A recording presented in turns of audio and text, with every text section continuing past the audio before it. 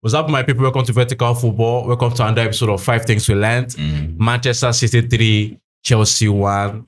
An exciting game as usual. Guys, I'm your Oshegun. And with me here, I have your usual person, Rashford. Rashford, good to have you here. Yeah, it's good to be here. Good to be here representing my club. We've done the shitty things today. So let's... I can see the energy is very low. What were your thoughts about the match? It was not a good performance. We should not even lie to ourselves. It was not a good performance for Chelsea, for a club that is trying to make a statement that we want to be a part of that top class in the Premier League. No, you don't perform like this and think they will admit you into that section. So it's not a good performance in this match. Okay, so let's jump right into it. 5 things you learned. Yeah, my number one thing is just give it to the winner first. The Man City team was nice play, nice structure, nice takeover.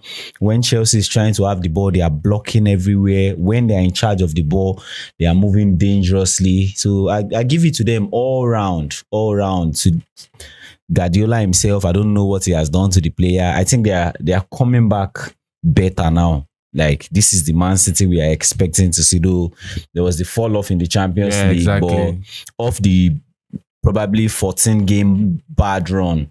Now this is 6-7 now, and they are doing well. So I give it to Man City. Yeah, I think I agree with you in the sense that maybe possibly they might be coming back because at the point of their decline, they were just losing matches consecutively. But later it came to a point where they were the ones leading, but now they are losing leads. I think off of the likes of the Feyenoord match, even up to PSG. They played in the weekday game in the Champions League. Leading 2-0, I think, and it came back and considered four goals, which is also terrible. But I think nice as if they are trying to now get back to a point where they are starting. They are building themselves again. So I think that's nice. The second point. Yeah, the second point is this one is directed to Chelsea now. I think we are losing our, how can I put it? I want to say sustainability.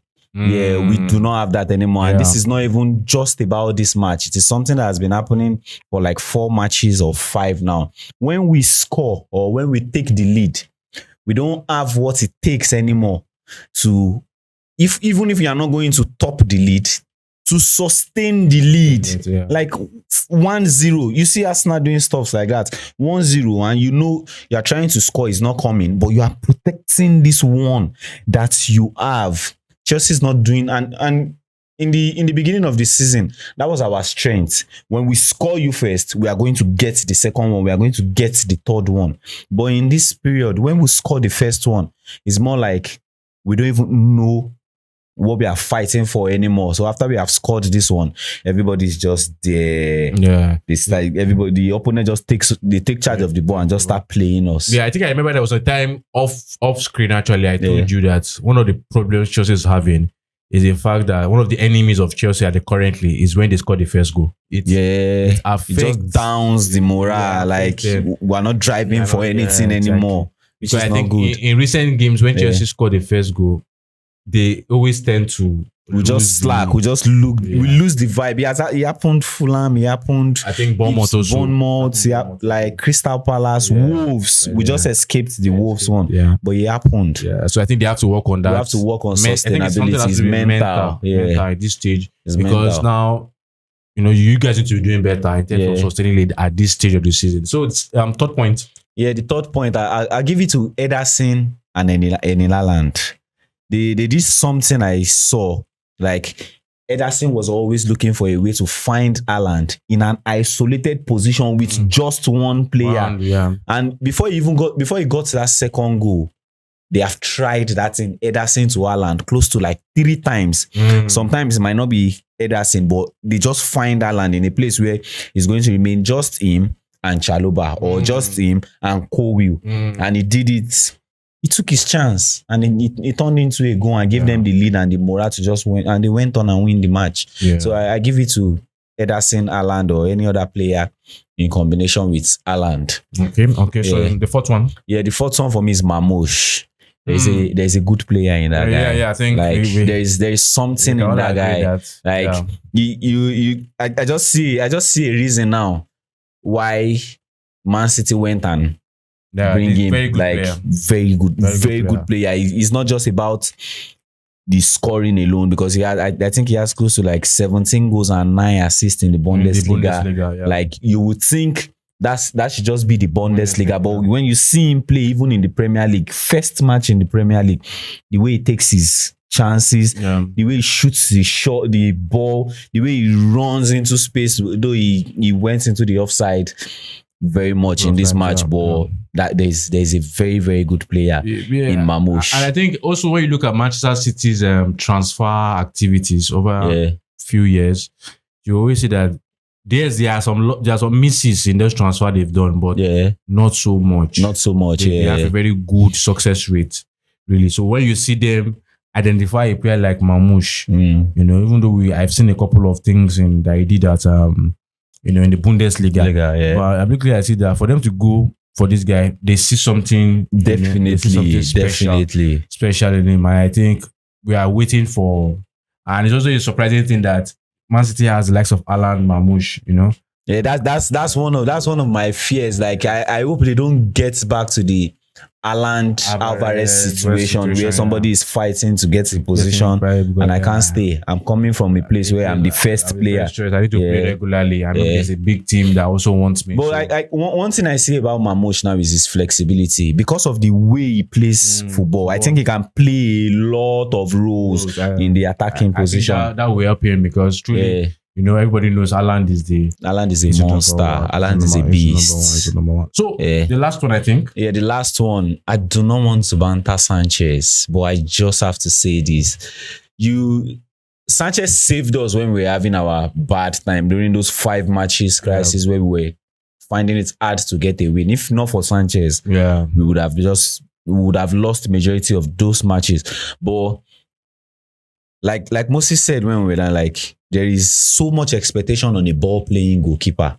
But he gets to a point where now we are not even having issues with your ball playing anymore. Sometimes off the ball, your decisions just cost the team. Look at the second goal. Why are you running towards the ball? There is a defender that is going to disturb him in the first place. We know Haaland is ahead of him already, but I don't think you need to be there. The distance is too much. The distance was too much. Like, Sanchez is costing us, and I would not lie. And to just add another one player again, I would say, I know this is going to be very weird, but Nicholas Jackson, man, you need to stay up on your feet. You're a very good player. You have what it takes to become one of the best striker in Premier League in this time. But no. You can't play like that and attain positions like that. Like, there are things that we need to see. You need to stand on your feet. You need to be able to.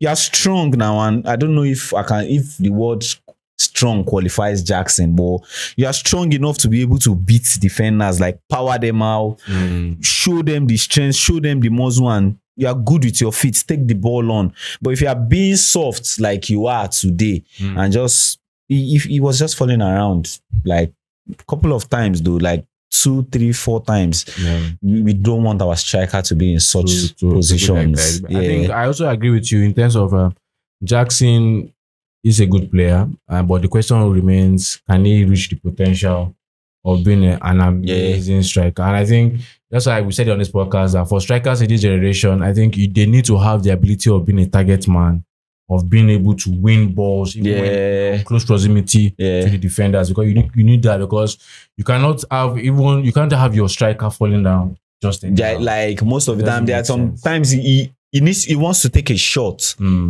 And you're like, oh, the way he has primed himself to go take the shot, and he just takes the shot, and you're like, did you actually play a shot? Exactly. Like, we don't want to have those things with our strikers. We want you to be target man, get it straight, man, and be able to pick up people, and also be able to score. Get it straight. So, any final thoughts on this game? Because I think it's a difficult period for the club, like Chelsea as you know. I don't want to put it on anybody and say Enzo Maresca is doing something. The club, it's a difficult time in the club. Nobody wants to be in situations that you're just saying, if I would give Chelsea an advice, you just need to get your head straight and know what you are fighting for. Let those presses be Like let it be sharp. Show like you want. And when you have gotten that first goal, don't sit back. You that went for the first goal, keep go going. and get the second one. Go for the third one. That's what makes you dangerous. Keep going. Just keep going for it. But what are your thoughts about the top four? Do you think it's a top four? Honestly, I'm not writing it off. One thing about Chelsea is we do not have a playing problem.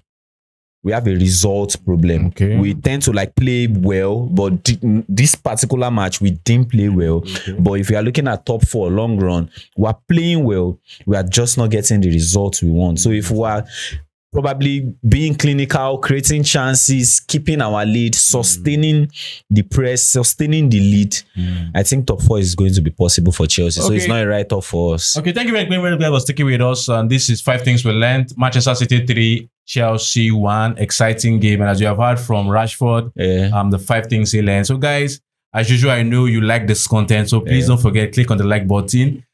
Please subscribe to the channel because we are having lots and lots and lots of content coming your way. And most importantly, don't forget, please share the goodness with your friends, families, and fellow fans. Till see you next time. Bye.